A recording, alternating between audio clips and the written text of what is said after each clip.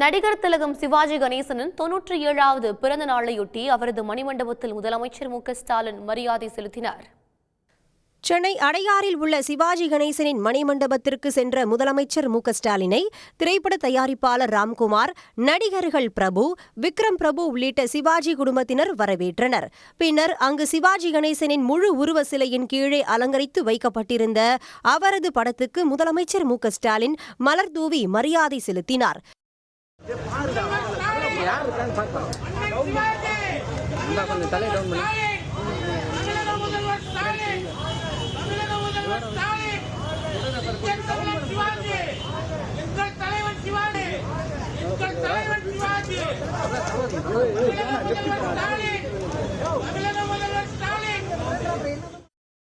தொடர்ந்து மணிமண்டபத்தில் அமைக்கப்பட்டுள்ள சிவாஜி கணேசனின் சிறப்பு புகைப்பட கண்காட்சியை முதலமைச்சர் மு.க.ஸ்டாலின் திறந்து வைத்து பார்வையிட்டார்.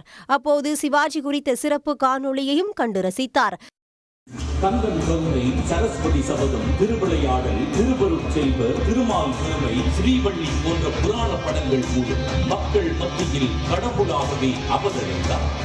தொடர்ந்து திரைத்துறையினர், ரசிகர்கள் பலரும் சிவாஜி மணிமண்டபத்தில் திரண்டு மரியாதை செலுத்தினர். உடனுக்குடன் செய்திகளை தெரிந்து கொள்ள சன் நியூஸ் பெல் ஐகானை கிளிக் பண்ணுங்க.